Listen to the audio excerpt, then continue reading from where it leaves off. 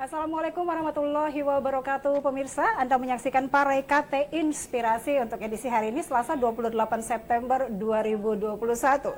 Baik pemirsa, sosok inspirasi saya kali ini adalah seorang duta tani pilihan dari Kementerian Pertanian Republik Indonesia. Masih muda, petani milenial.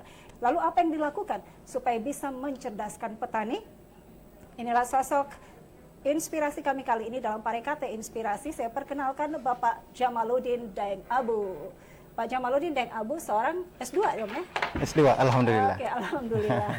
Dari sarjana turun ke pertanian.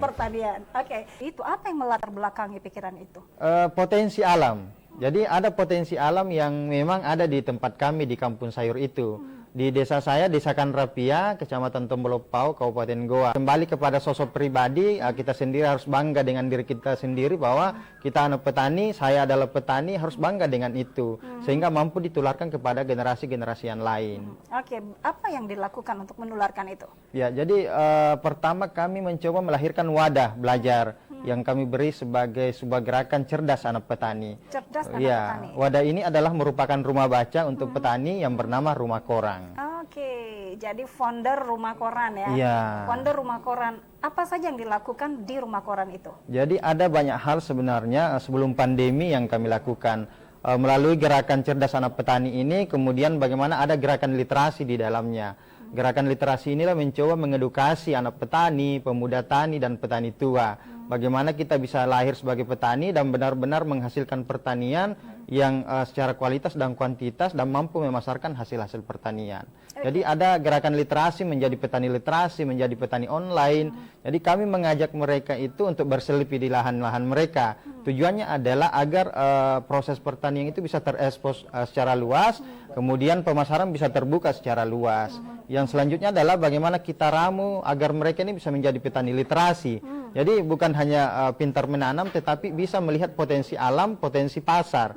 Jadi gerakan literasi inilah yang kemudian menjadi kegiatan-kegiatan kami, yang kemudian melakukan kegiatan-kegiatan itu bukan hanya di desa ini, tetapi banyak relawan-relawan yang dari luar juga yang kemudian ingin bergabung dan ingin melakukan kegiatan-kegiatan. Katakanlah di tengah COVID ini, kemudian kami melahirkan yang namanya program Sedekah Sayur. Nah, program Sedekah Sayur ini ada relawan-relawan yang berasal dari kabupaten lain, yang kemudian dia membentuk dirinya dalam gerakan pasukan Sedekah Sayur namanya, yang kemudian datang di tempat kami, panen, kemudian kami bawa ke panti-panti asuhan dan pondok-pondok pesantren. Itu sejak sebelum pandemi atau pada saat pandemi? Ini masa pandemi. Kita ingin bermanfaat. Jadi salah satu komunitas, alasan komunitas kita lahir ini latar belakangnya adalah kita ingin bermanfaat. Salah satunya itu tadi bagaimana kami hadir mengekspos kegiatan-kegiatan pertanian dan potensi pertanian. Yang kedua, kita ingin bermanfaat di tengah COVID. Salah satunya kita ingin melahirkan petani dermawan, peduli dengan orang-orang di sekitar dia, lingkungan dia, dan sasaran kita adalah panti asuhan dan pondok pesantren.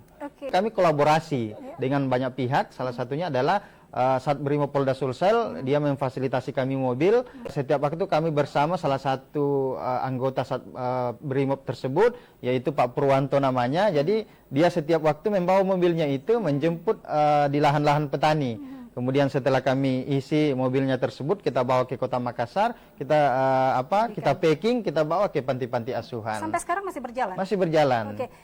Pemilihan panti itu berdasarkan apa, Pak? Sebenarnya tidak ada kriteria. Ya tergantung panti yang kami temukan, itu yang kami beri, dan tujuan kami adalah karena kami melihat bahwa di panti atau pondok pesantren itu terdapat generasi-generasi bangsa sebenarnya yang sementara berproses, dan kita ingin membantu setidaknya dari segi sayuran, dapur mereka bisa terbantukan begitu. Memang secara keseluruhan kita sudah pernah memberikan ke beberapa kabupaten kota di Sulawesi Selatan. Apakah karena begitu banyak ide dari Pak Jamal akhirnya terpilih juga sebagai duta tani dari Kementan RI? Artinya kan gerakan kita selama ini memang menyuarakan pertanian, dan akhirnya dipilih. Menurut saya itu adalah sebuah apresiasi yang kemudian diberikan bahwa ternyata apa yang kita lakukan itu bisa dinilai di tingkat kementerian, dan akhirnya diberikan amanah bagaimana menyuarakan dan menggaungkan pertanian itu, bahwa pertanian itu keren, di pertanian itu menarik, dan di pertanian itu kita mempunyai sumber daya alam yang luar biasa. Kemudian kita ini adalah negara agraris dan memang ketika tidak ada petani kan tidak ada makanan. Nah, inilah menariknya sebenarnya. Jadi selama manusia hidup tentu kita juga membutuhkan makanan. Sehingga memang pertanian itu tidak ada matinya. Nah, dapat kami buktikan bahwa di tengah Covid kami mempunyai program bagaimana bagi-bagi sayur. Dan bagi-bagi sayur itu mampu menyasar ke beberapa tempat dan puluhan tong yang kemudian kami mampu kumpulkan.